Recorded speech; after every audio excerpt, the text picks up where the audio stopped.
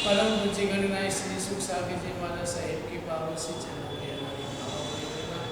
परम पूज्य आचार्य सम्राट जी सागर श्री जी महाराज साहिब की पावन से चरणों में हमारी भावना करना। बहुसागर से टूटी नैया को सहारा देने वाले मेरी श्रद्धा के कहने वाले गुरुदेव आचार्य भगवत सिंह जी मणिप्रभ श्री जी महाराज साहिब की पावन से चरणों में।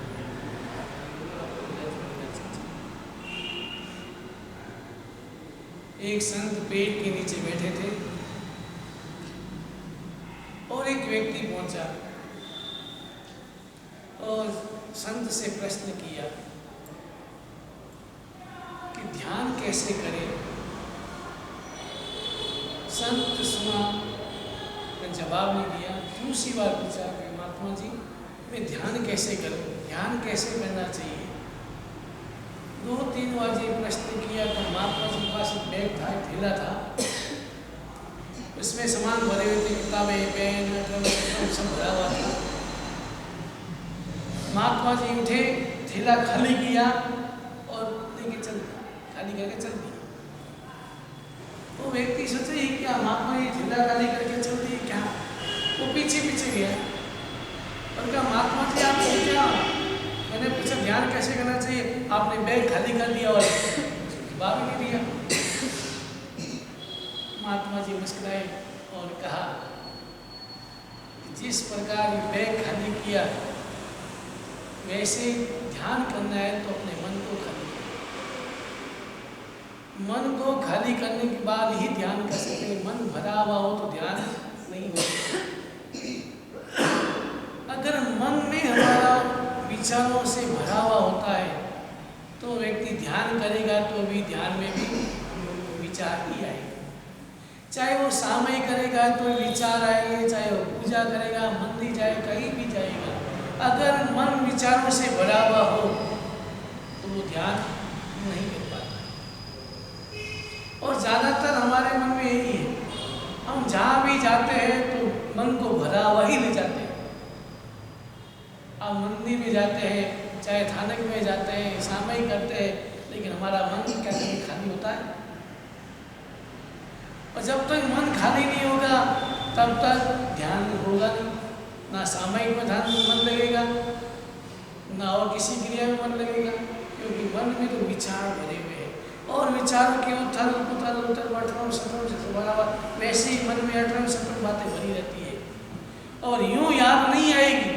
लेकिन जो ही सामयिक करेंगे, एकांत में बैठेंगे, सारी बातें जो नहीं सोचते, कभी सोची नहीं, वैसी ही बातें भी आ जाएंगी। तो सबसे पहले हमारे मन को हम खाली कैसे करें। मन को खाली करने के लिए क्या करना चाहिए। जब भी मैं मंदिर जाऊं तो सबसे पहले परमात्मा को याद करना, घर से ही, और विचार करना मैं परमात्मा से मिलने जा रहा हूँ। तो परमात्मा से मिलने जा रहा हूँ, परमात्मा से मुझे कुछ प्राप्त करना है, मुझे परमात्मा से कुछ प्राप्त करना है। तो जब प्राप्त करना है तो मेरा बर्तन, मेरा पात्र खाली होगा, स्वच्छ होगा, तो परमात्मा कुछ मुझे दे पाएंगे, तो परमात्मा से मैं कुछ ले पाऊंगा। अगर मैं आधी गिलास भर के ले जाऊंगा दूध और छाछ लेके जाऊंगा आधी गिलास, और परमात्मा दूध दे रहे, दूध देने के लिए तैयार है, लेकिन आधी गिलास में छाछ भरी हुई है, अगर दूध डाल भी दिया तो भी काम कर।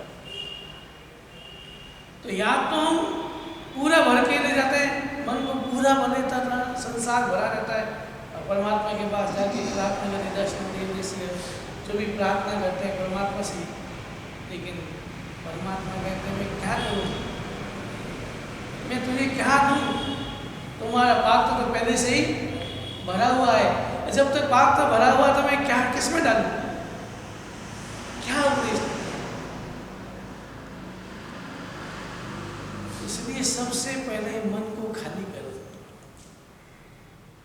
हर समय में एक ही बात मन में आ जाए कि मेरा जीवन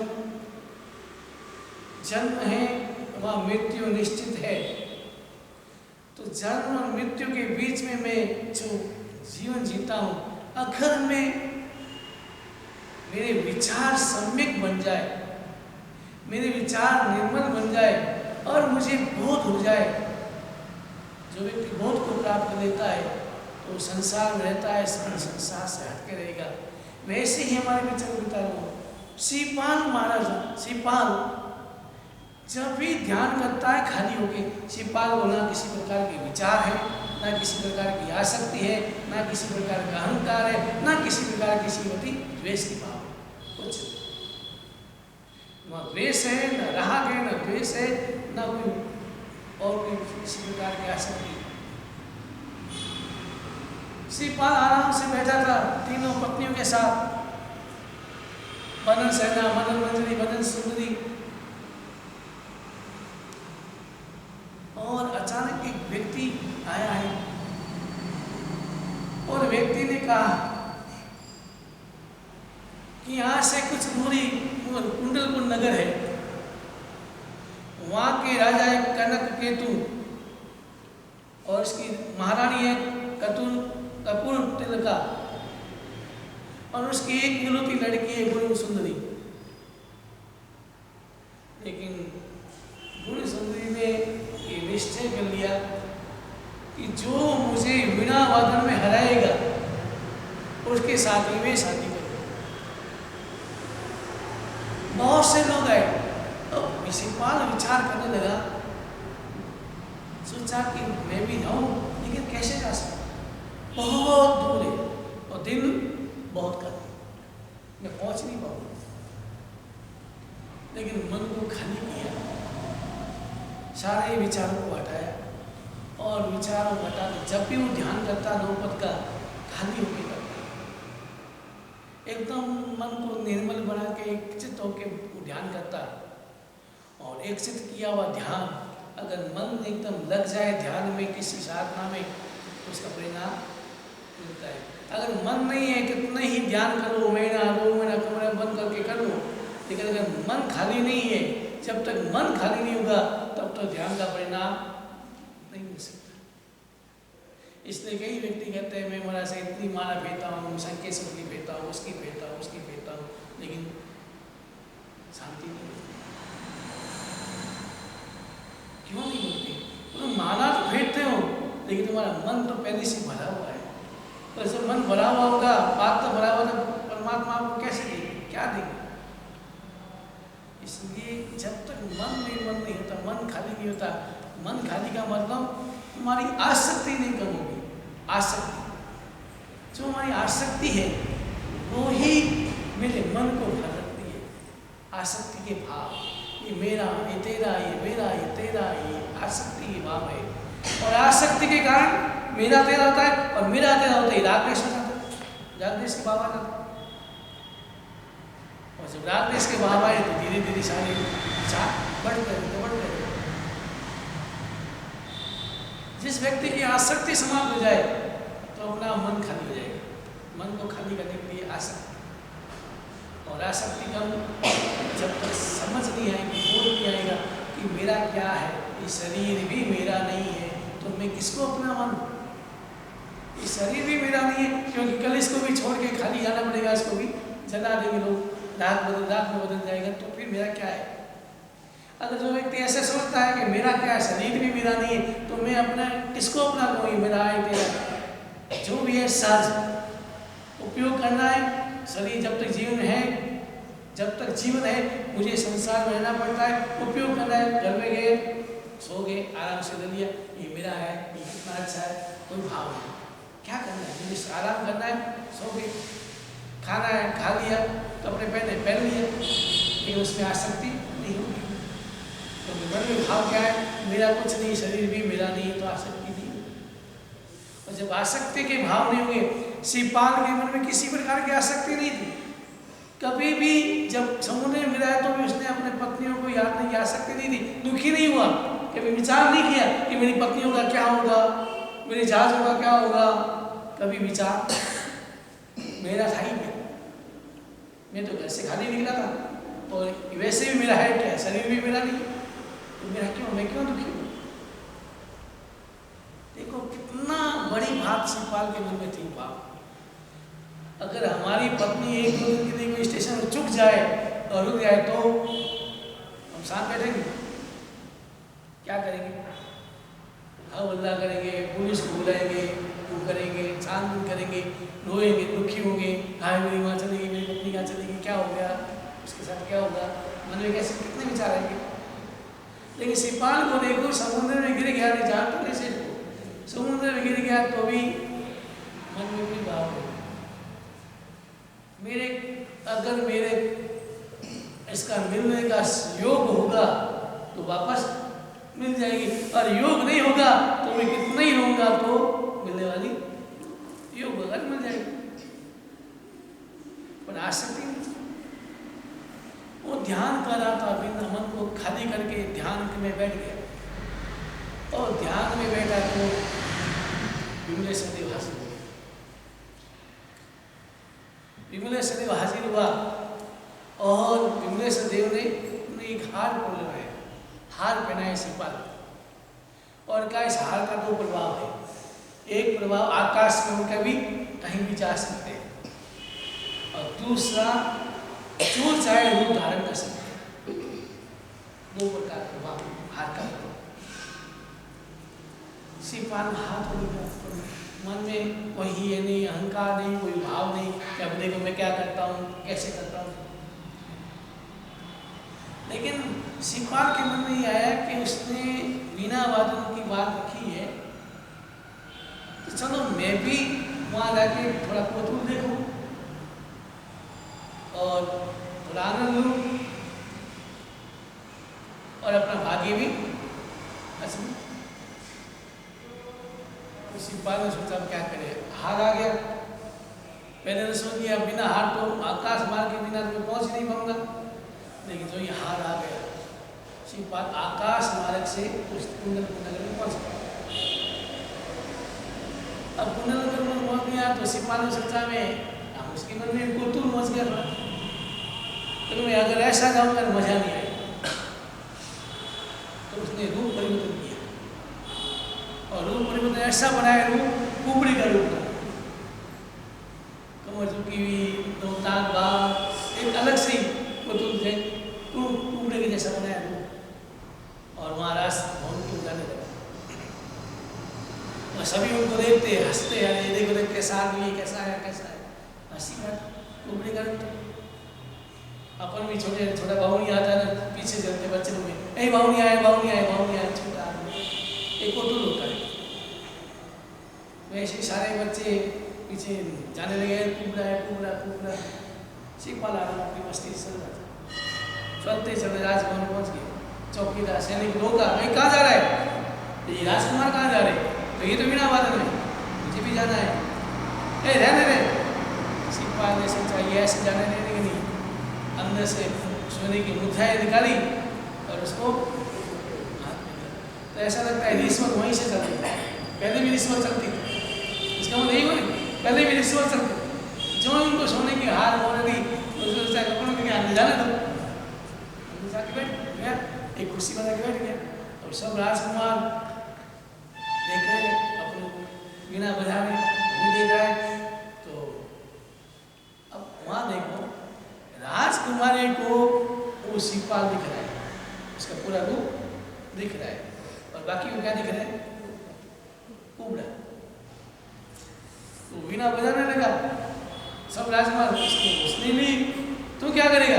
मैं भी पहले वीणा सीखने गया, कुबड़े रूप में सीखने गया, तू क्या करेगा? सीख। अरे मैं भी राजकुमारी से शादी करूंगा। तो पंडित हंसता रहा, ये कुबड़ा और राजकुमारी से शादी करेगा। सीखा गया, सभी राजकुमार बोले कोई इस राजकुमार को जीत नहीं पा रहा है मेरा।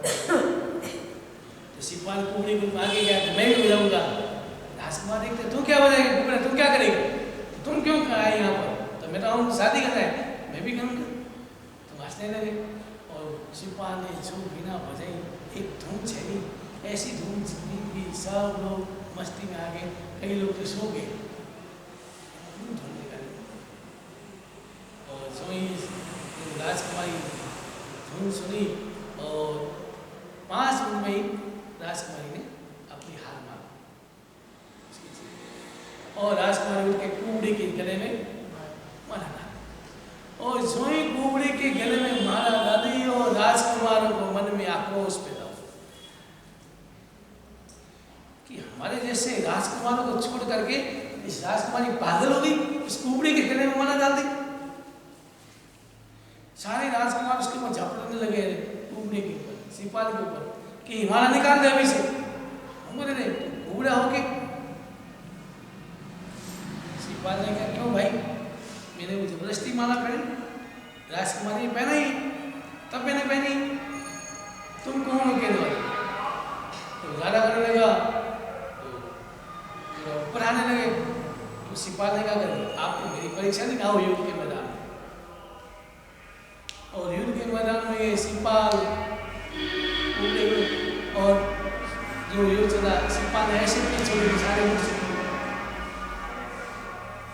बाद में सिपाल अपने मूल रूप में आता है।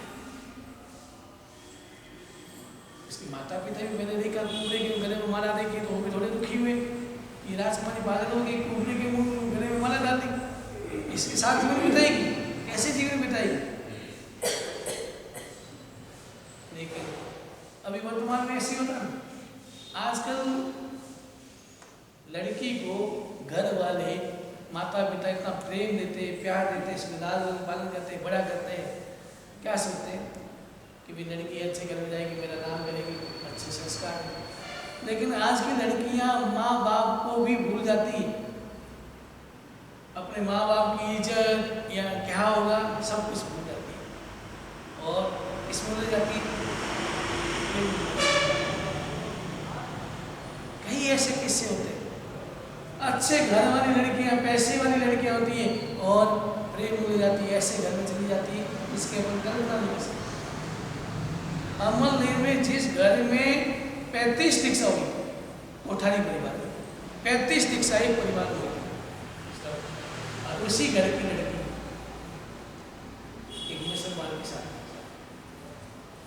घर वाले बहुत समझाए, लेकिन जब मेरा चतुर्मास वो मेरे पास आई और मुझे क्या कहने लगी, सबसे अच्छा धर्म तो मुसलमान ही। अब उसको क्या समझाए?